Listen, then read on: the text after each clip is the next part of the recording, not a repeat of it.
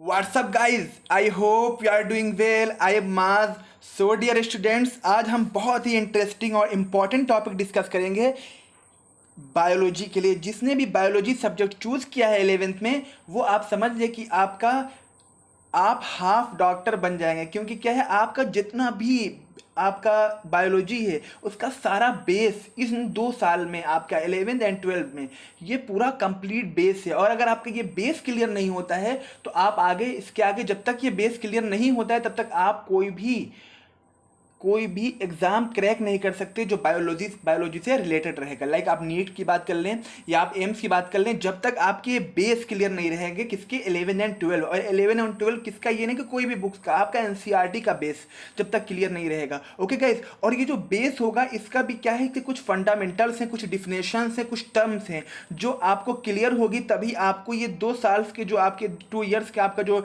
पूरा कोर्स रहने वाला है बायोलॉजी का, अगर वो बेसिक टर्म्स, बेसिक डिफिनेशंस नहीं क्लियर होंगी तो आप उन चीज़ों को कोरिलेट नहीं कर पाएंगे, उसको कनेक्ट नहीं कर पाएंगे, और आप उस कॉन्सेप्ट को समझने में नाकाम रहेंगे। ओके गाइस, तो आपको जिसको बेस पता है वो ठीक है, वो अपना रिवाइज कर ले, उस अपने आप को अपडेट कर ले, और जिसको नहीं पता है तो इन बेसिस को समझने की कोशिश करे और इन फंडामेंटल्स को बिल्कुल केयरफुली माइंड में बैठा ले। उसके बाद आपका क्या होगा, उसके बाद पूरा आपका बायोलॉजी का चैप्टर वाइज स्टार्टिंग होगी। और ये आपका क्या है, फंडामेंटल्स हैं आपके, और ये फर्स्ट आपका जो यूनिट है, फर्स्ट आपका जो चैप्टर है आपका, वो क्लासिफिकेशन। अगर आपका ये टर्म्स क्लियर नहीं होगा तो क्लासिफिकेशन भी क्लियर नहीं होगा। और अगर हमें यही नहीं पता रहेगा कि बायोलॉजी क्या है तो हम कैसे उस चीज़ को क्लासीफाई कर सकते हैं और कैसे उस चीज़ को आगे समझ सकते हैं। तो ठीक, तो गाइस आज हम स्टार्ट करते हैं, हमारे साथ बने रहिए। और यहाँ पर आप देख रहे हैं 2, आपकी पहले 11 आप 9th एंड 10th में पढ़ चुके हैं इन सब के बारे में।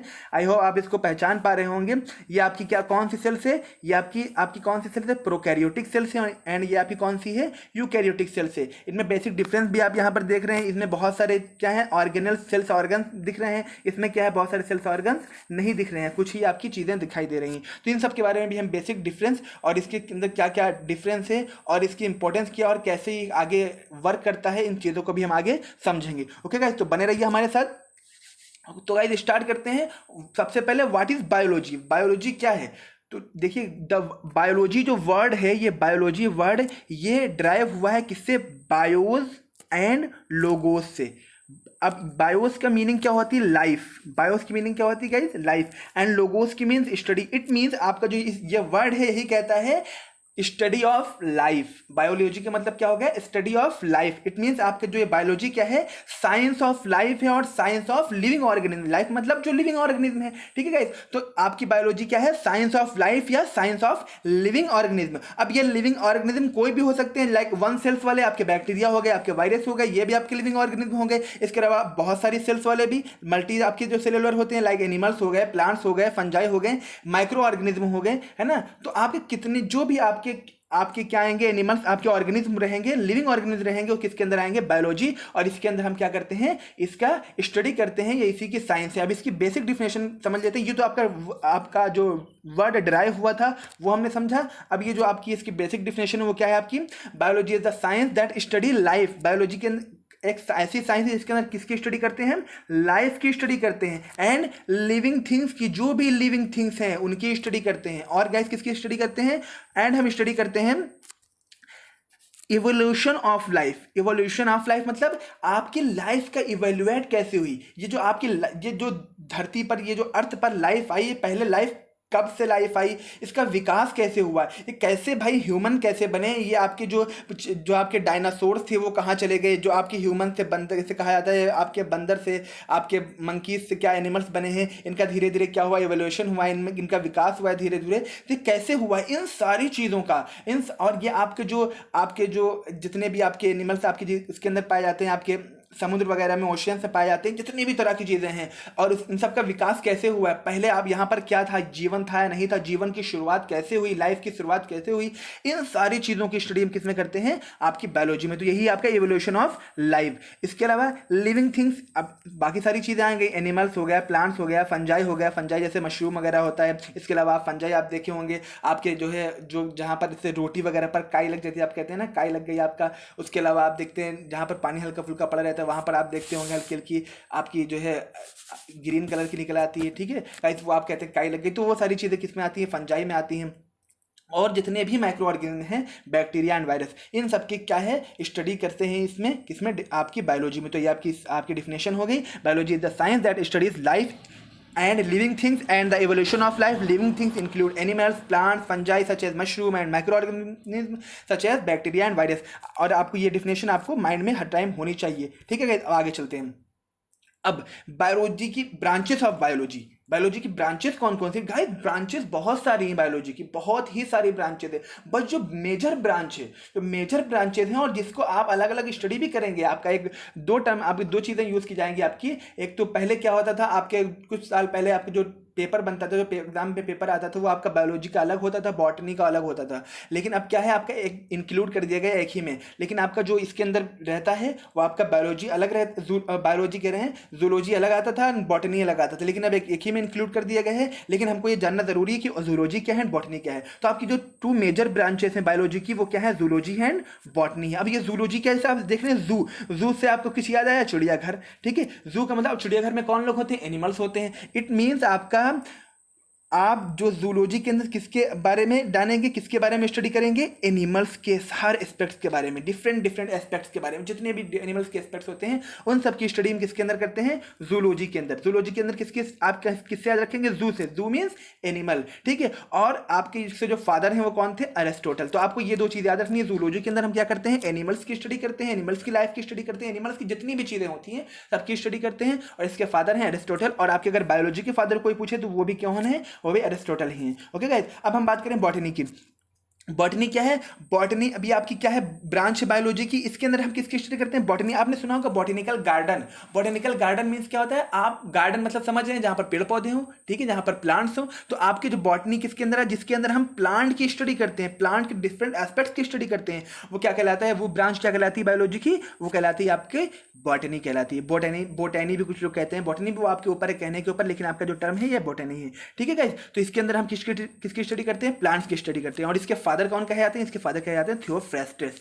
थियोफ्रेस्टस इसके फादर, किसके, बॉटनी के। तो आपके बायोलॉजी के फादर आपके कौन है, अरिस्टोटल है। और बायोलॉजी के अंदर हम प्लांट की भी स्टडी करते हैं, एनिमल्स की भी स्टडी करते हैं। लेकिन हम बात करें जूलॉजी में सिर्फ और सिर्फ हम एनिमल्स की स्टडी करेंगे। और बॉटनी में हम किसकी स्टडी करेंगे, सिर्फ और सिर्फ प्लांट की स्टडी करेंगे। और बॉटनी के फादर कौन है, थियोफ्रेस्टस। ये आपके एक नंबर के क्वेश्चन, आपके ऑब्जेक्टिव टाइप क्वेश्चन आ जाते हैं, डिफरेंट टाइप ऑफ आपके जो है एग्जाम्स में आ जाते हैं। और उसके अलावा आपके बोर्ड एग्जाम में भी आ जाते हैं, ठीक है गाइस। चलिए आगे बढ़ते हैं। मोस्ट इंपॉर्टेंट देखिए, आप यहाँ पर एक फ्लो चार्ट देख रहे हैं। ये फ्लो चार्ट क्या है आपका, अब हम यहाँ पर समझेंगे कि ये जो लाइफ है, ये कैसे आपका लिविंग ऑर्गेनिज्म कैसे बनता है, ठीक है गाइस। तो सेल्स से आगे की भी कुछ कहानी है। सेल्स कैसे आई, तो सेल्स जो आती है पेरेंट सेल्स से आती है। और ये पेरेंट सेल्स क्या है, पेरेंट सेल्स कैसे बनती है, तो इसको हम, ये बहुत ही डिटेल, बहुत डीपली स्टडी हो जाएगी। इसको हम आगे बढ़ के करेंगे आपकी क्लास 12 के अंदर। लेकिन अभी जो क्लास 11 के अंदर है और जो आपका बेसिक है, वो बेसिक आप यहाँ से मान लीजिए पेरेंट सेल से एक सेल से। अब ये सेल्स क्या है, आप पहले पढ़ चुके होंगे क्लास 9 में। सेल क्या है, basic and fundamental unit of life है, फंडामेंटल यूनिट। विदाउट सेल्स कुछ नहीं है, विदाउट सेल्स कुछ नहीं। अब आपको हम एक एग्जांपल लेके समझाते हैं। आपका घर बना हुआ है, आपका घर है, घर में बहुत सारे रूम है। आप स्कूल का ले लीजिए एग्जांपल है, घर कोई भी बिल्डिंग बनी हुई है, वहां पर बहुत सारे रूम है, ठीक है। अब वो, अभी हम घर पे थे, घर से एक रूम में आए, उस रूम में क्या है, हम देखें चारों तरफ दीवार है, ठीक है गाइस। अब ये चारों तरफ दीवार है, तो दीवार किससे बनी हुई है, दीवार बनी हुई है ईंटों से, ब्रिक्स से बनी हुई है। अब ईंटें किससे बनी हुई है, ईंटें पार्टिकल से, छोटे छोटे मिट्टी के पार्टिकल्स को क्या किया गया, जमा किया गया एक जगह पर, उसको गूंधा गया और उसको क्या बनाया गया, ब्रिक्स बनाया गया, ईंट बनाया गया। तो वैसे ही अगर मान लीजिए ये छोटे छोटे पार्टिकल्स ना होते और ईंट ना बने होते, तो अगर ईंट ना बनते, आपके मोरंग ना होता, आपका सीमेंट ना होता, इस तरह की चीजें ना होती, तो क्या आपका ये घर बन पाता, नहीं बन पाता। उसी तरह अगर आपकी सेल्स ना होती, इसी तरह ये सेल्स क्या होती हैं, एक के ऊपर एक मिलकर क्या बनाती हैं, एक पूरे हमको बनाती है, एनिमल्स को बनाती है, ह्यूमंस को बनाती हैं, ठीक है गाइस। इस तरह की चीजें। सेल क्या है, फंडामेंटल यूनिट ऑफ लाइफ। ये आपका वर्ड, ये एक line, fundamental unit, cells is the fundamental unit of life. ये आपके जबान पे, आपके जितने भी बायोलॉजी के स्टूडेंट हैं, ऑलवेज रहना है। क्योंकि आपका कोई भी अगर आपके पास आता है आप कहीं भी जाते हैं तो एक कॉमन क्वेश्चन, अच्छा बायोलॉजी के स्टूडेंट हो, बताओ व्हाट इज सेल्स, ठीक है। तो आपको बस एक वर्ड, एक लाइन का आंसर देना है, cell is a fundamental unit of life. Okay guys, अब हम बात करें जो सेल्स होती है, टू टाइप्स की होती है, prokaryotic cells and eukaryotic cells. आपने अभी आगे देखा प्रोकैरियोटिक सेल्स में हमने क्या देखा था कि उसके अंदर कुछ चीजों की कमी थी, यूकैरियोटिक सेल्स में बहुत सारे सेल्स ऑर्गेनल्स थे। तो हम पहले बात करते हैं प्रोकैरियोटिक सेल्स में। अब गाइस देखिए, प्रोकैरियोटिक सेल्स जो होती हैं उसके अंदर बहुत सारी चीज़ें क्या होती हैं, ये सेल क्या होते हैं पूरी तरह से डेवलप नहीं होते हैं और इसमें बहुत सारी चीज़ों की कमी रहती है, जैसे न्यूक्लियस की कमी रहती है। देखिए कोई भी सेल से उसमें तीन चीज़ें पाई जाएंगी। पहली क्या चीज़ है आपकी, पहली चीज़ वो आपकी है आपकी सेल, आपकी अब पहली चीज़ क्या है आपकी साइटोप्लाज्म है, आपका साइटोप्लाज्म। दूसरा क्या है, न्यूक्लियस है। तीसरा आपका क्या है, तीसरा है आपका आपकी जो सेल्स को चारों तरफ से घेरे रहती है, ठीक है गाइस। ये आपकी तीन चीज़ें। अब पहली चीज़ क्या आपकी, आपका साइटोप्लाज्म यानी उसके जो आपका द्रव भरा रहता है। दूसरी चीज क्या है, न्यूक्लियस। और तीसरी चीज क्या है, सेल मेम्ब्रेन।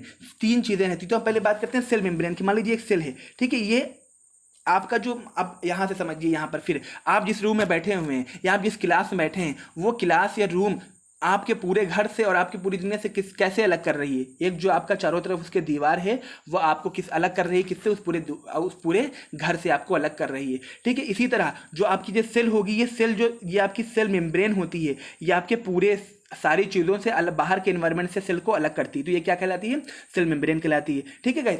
अब उसके अंदर देखिए, मान लीजिए आप क्या बैठे हुए, एक क्लास का हम एग्जांपल लेते हैं। तो क्लास के अंदर मान लीजिए बच्चे बैठे हुए हैं बहुत सारे, ठीक है। तो बच्चे क्या है आपके, या बच्चे समझिए, या मान लीजिए रूम में बहुत सारी चीज़ें हैं, रूम में बहुत सारी चीज़ें रखी हुई, बुक्स रखी हुई होंगी, आपका फैन होगा, आपकी बहुत सारी लाइट्स होंगी, ठीक है, बहुत सारी चीज़ें रखी होंगी, ठीक है। तो अब ये क्या है, ये सब क्या है, आपका जीव द्रव्य, आपकी क्या है, प्रोटोप्लाज्म है। क्या है गाइस, प्रोटोप्लाज्म है, ठीक। तो आपका सेल वॉल हो गया, प्रोटोप्लाज्म हो गया, ठीक। अब प्रोटोप्लाज्म क्या आपने मन से फर्क करेंगे, नहीं, बल्कि उसके अंदर क्या होगा, आप हैं, आप क्या हैं, आप ये समझिए न्यूक्लियस है, एक न्यूक्लियस होता है। न्यूक्लियस क्या होता है, उन सारी चीज़ों को कंट्रोल करता है, ठीक है। इसी तरह आप जैसे रूम में हैं, रूम में आप सारी चीज़ों को कंट्रोल कर सकते हैं, फैन ऑफ करते सकते हैं, ऑन कर सकते हैं, आप लाइट ऑन कर सकते हैं, लाइट ऑफ कर सकते हैं, आप विंडो ओपन कर सकते हैं, आप बहुत जो भी चीज़ें उसका यूज़ कर सकते हैं, ठीक है। इसी तरह आपका क्या न्यूक्लियस होता है, इसी तरह सेल में न्यूक्लियस होता है, सेल को क्या करता है, पूरी तरह से कंट्रोल करता है, ओके गाइस। तो अब ये जो प्रोकैरियोटिक सेल्स हैं, तो ये आपका जो न्यूक्लियस होता है, न्यूक्लियस की भी एक न्यूक्लियस मेम्ब्रेन होती है जो न्यूक्लियस को सबसे अलग करती है, यूनिक बनाती है। लेकिन आपका जो प्रोकैरियोटिक सेल्स में न्यूक्लियस मेम्ब्रेन नहीं होती, बल्कि न्यूक्लियस पूरी तरह से फैला रहता है, इसीलिए पूरी तरह से उस तरह से वर्क नहीं कर पाता जिस तरह से आपका यूकैरियोटिक सेल्स वर्क करती है, ठीक है। तो इसके अंदर न्यूक्लियस मेम्ब्रेन एब्सेंट होती है। उसके अलावा इसके अंदर आपका बहुत सारी चीज़ें नहीं होती, माइटोकॉन्ड्रिया नहीं होता है, इस तरह से और भी कई सारे सेल्स ऑर्गेनल्स नहीं होते हैं। इसीलिए क्या होता है आपका, इसके जो आपके ऑर्गेनिज्म रहेंगे वो हमेशा क्या रहेंगे, ऑलवेज क्या रहेंगे, यूनिसेलुलर रहेंगे। यूनिसेलुलर मतलब सिर्फ सिंगल सेल के। अब यहाँ पर फिर वही एग्जांपल समझिए, मान लीजिए आपका घर है, ठीक है गाइस। अब आपका घर, या आप जिस रूम में बैठे हुए, एक रूम आपने बनाया, अब उस रूम में क्या हुआ, मटेरियल सही नहीं डाला गया और उसकी आधी दीवार टूट गई, ठीक है, आधी छत टूट गई, मतलब थोड़ी कुछ छत टूटी हुई है, एक तरफ की दीवार टूटी हुई है। तो क्या अब आप उसके ऊपर एक और रूम बनवा सकते हैं, क्या अब आप उसके ऊपर एक रूम बनवा सकते हैं, नहीं बनवा सकते हैं, वो सिंगल रूम ही रहेगा। क्यों, जब तक उसको पूरी तरह से प्रिपेयर नहीं किया जा सकता। इसी तरह आपका क्या है, प्रोकैरियोटिक सेल्स क्या है, पूरी तरह से डेवलप नहीं है, बहुत सारी चीज़ों की कमी है, इसीलिए क्या रहते हैं, हमेशा सिर्फ यूनिसेलुलर रहते हैं, जब आपका मल्टी सेलुलर ऑर्गेनिज्म इसमें नहीं होता है प्रोकैरियोटिक में। जैसे आपका कौन कौन से एग्जाम्पल आप ले लीजिए, आप ले लीजिए बैक्टीरिया ले लीजिए, इसके अलावा ब्लू ग्रीन एल्गी, इसके एग्जाम्पल होते हैं प्रोकैरियोटिक सेल्स। इसको अब आगे हम और डिटेल से डिस्कस करेंगे, अलग अलग इसके बारे में पूरे चैप्टर हैं आपके, ठीक है गाइस। ये हो गया प्रोकैरियोटिक सेल्स। अब हम बात करते हैं यूकैरियोटिक सेल्स। यूकैरियोटिक सेल्स क्या होते हैं, ये पूरी तरह से डेवलप रहते हैं। आपने देखा जैसे स्टार्टिंग में पूरी तरह से डेवलप रहेंगे और इसके अंदर सारे सेल्स ऑर्गन्स पाए जाते हैं। और ये क्या होते हैं, इसके जो ऑर्गन होंगे इसके अंदर आपका यूनिसेलुलर भी होते हैं और इसके मल्टी सेलुलर भी होते हैं। यूनिसेलुलर भी होते हैं कोई बहुत सारे जो, लेकिन वो क्या रहेंगे, फुल डेवलप्ड रहेंगे, सारी चीज़ें पाई जाएंगी, ठीक है। लेकिन आपके इसके अंदर मल्टी सेलुलर भी रहते हैं, ठीक है। मल्टी सेलुलर जैसे क्या हम लोग हो गए, बहुत सारी सेल्स से मिलकर करोड़ों लाखों करोड़ों सेल्स से मिलकर बने हुए हैं। हाथी आप ले लीजिए, एलिफेंट ले लीजिए, शेर ले लीजिए, ठीक है। इस तरह से बहुत सारी चीज़ें हैं, क्या वो आपके क्या है, मल्टी सेलुलर ऑर्गेनिज्म। अब हम बात करते हैं ये कैसे बनते हैं। देखिए सेल्स थी, यूकैरियोटिक सेल होगी, पूरी तरह से डेवलप होगी, उससे क्या बनेगा, टिश्यू बनेगा। अब व्हाट इज टिश्यू, आप ये भी क्लास 9 में पढ़े होंगे। टिश्यू क्या है आपका, टिश्यू आपका एक तरह की सेल्स का ग्रुप जो किसी एक वर्क को कर रहा हो। जस्ट लाइक आप देखिए, आपका ब्लड है, तो ब्लड में आप जानते हैं ब्लड क्या है, ब्लड सेल्स नहीं है, ब्लड क्या है, टिश्यू है, ठीक है। आप मूवीज में देखते हो, कहते होंगे टिश्यू डैमेज होगा, कभी ये नहीं सुना होगा सेल्फ डैमेज हो गई। टिश्यूज मतलब आपका जो ये हार्ट के अंदर का जो सिस्टम है, ठीक है। इसी तरह आपका जो फिंगर्स आप देख रहे हैं, तो फिंगर्स को हम क्या क्या फिंगर को हम क्या ऑर्गन कहते हैं, फिंगर को ऑर्गन तो कहते नहीं, हम पूरे हैंड को ऑर्गन कहते हैं ना। तो आपकी ये फिंगर्स क्या है कि टिश्यूज हैं, ठीक है। तो अब ये फिंगर देखिए, जो एक, अब ये फिंगर, सारी फिंगर क्या अलग अलग एक ही तरह के काम को कर रही हैं, ठीक है। और ये जो फिंगर्स जिस सेल से बनी, सेल्स जो होती हैं बहुत छोटी होती हैं, हमें सिर्फ आप किससे देख सकते हैं, आप इसको देख सकते हैं, आप माइक्रोस्कोप से ही देख सकते हैं। तो बहुत सारी सेल्स मिलकर एक किसको बनाया, एक टिश्यू को बनाया, एक फिंगर को बनाया। और ये जो सारे, अब ये क्या फिंगर के अलग अलग पार्ट का अलग अलग काम होगा, नहीं, फिंगर में जो सेल्स बनी है वो सारी सेल्स क्या होंगी, एक तरह की होंगी, और सारी सेल्स का काम भी एक ही होगा, ठीक है। इसी तरह अगर हम ब्लड की बात करें, ब्लड के अंदर क्या होती हैं, आरबीसीज होती हैं, डब्ल्यूबीसीज होती हैं, प्लेटलेट्स होती हैं, ये सारी क्या अलग अलग सेल्स हैं, लेकिन सबका काम क्या है, एक ही है। इसलिए ब्लड को कहा जाता है क्या, टिश्यू कहा जाता है। ओके गाइस, तो आपका जब एक तरह की सेल्स मिलकर एक चीज को बनाए, किसी एक तरह के काम को करने के लिए, वो क्या कहलाता है, टिश्यू कहलाता है। अब ये टिश्यू क्या बनाएगा, टिश्यू मिलकर, बहुत सारे टिश्यू मिलकर क्या बना देंगे, एक ऑर्गन को बनाएंगे। जैसे क्या है, आपका सारी फिंगर्स मिलकर आपको क्या बना दिया, पूरा आपका हैंड बना दिया। अगर आपकी सारी फिंगर्स ना हो तो आप क्या कहेंगे, हैंड कंप्लीट है, नहीं है, ठीक है। तो बहुत सारे टिश्यूज मिलकर क्या बना रहे हैं, एक ऑर्गन को बना रहे हैं, ठीक है। जैसे आपका ऑर्गन क्या है, बहुत सारे टिश्यूज मिलकर, हार्ट में क्या है, अलग अलग तरह की जो है टिश्यू है, और सारा टिश्यू मिलकर क्या बना दिया, हार्ट को बना दिया, ठीक है। इसी तरह आपके लंग्स को बना दिया, ठीक। तो ये आपका क्या हो गया, लंग्स, हार्ट, ऑर्गन, ये सब क्या हो गए, ऑर्गन हो गए, ठीक है। अब ये ऑर्गन क्या बनाएंगे, एक पूरे सिस्टम को बनाएंगे। जैसे अगर हम बात करें रेस्पिरेटरी सिस्टम, आपने पढ़ा होगा क्लास 10 में। हम बात करें डाइजेस्टिव सिस्टम, तो डाइजेस्टिव सिस्टम में अगर हम बात करें तो बहुत सारी चीज़ें, आपकी नोज है, आपकी बक्कल कैविटी है, आपकी आइसोफेगस है, ठीक है, आपका स्टमक है। तो ये सारी चीज़ें क्या अलग अलग ऑर्गन है, और सारे ऑर्गन क्या मिलकर क्या बना रहे हैं, एक सिस्टम बना रहे हैं। अब ये क्या है सारा, अब ये बहुत सारे सिस्टम आपके मिलकर क्या बना देंगे, नर्वस सिस्टम हो गया, आपका डाइजेस्टिव सिस्टम, सारे सिस्टम मिलकर क्या बना देंगे, आपकी एक बॉडी को बना देंगे, एक बॉडी को डेवलप करेंगे। तो इस तरह से हमारा पूरा क्या होता है, किसी भी मल्टी सेलुलर ऑर्गेनिज्म की बॉडी डेवलप होती है। और ये क्या करें, ये कौन से होते हैं, यूकैरियोटिक सेल्स होते हैं। तो आई होप गाइस आपको ये पूरा लेक्चर समझ में आया होगा, और अगर फिर भी कोई कंफ्यूजन होती है तो आप कमेंट बॉक्स में बताइए। और आप ये जरूर बताइए कि आपको लेक्चर कैसे लगा, कि आपको समझ में आया। अगर नहीं समझ में आया तो अब भाई लेक्चर बनाने का कोई फायदा नहीं है, ठीक है। तो हम आपको ऐसे ही नोट्स प्रोवाइड करवा सकते हैं, लेकिन आप इसलिए आप ये जरूर बताइए कमेंट बॉक्स में आकर कि आपको लेक्चर कैसा लगा। और आप ये अगर कोई कमी रह गई तो वो भी बताइए, और अगर आपको समझ में आया हो तो आप उसके बारे में भी बताइए, ठीक है। और अगर चैनल को सब्सक्राइब नहीं किया हो तो सब्सक्राइब कर लीजिए, और अगर लेक्चर हेल्पफुल लगा हो तो इसको लाइक कर दीजिए। Thank you so much for watching, thanks for watching.